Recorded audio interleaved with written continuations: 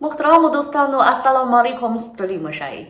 در 2022 کال در جولای لومړی نیټه د چین لخوا د هانګ کانګ د حاکمیت د بیرته اخیستلو له 25مې کاریزې سره برابره ده.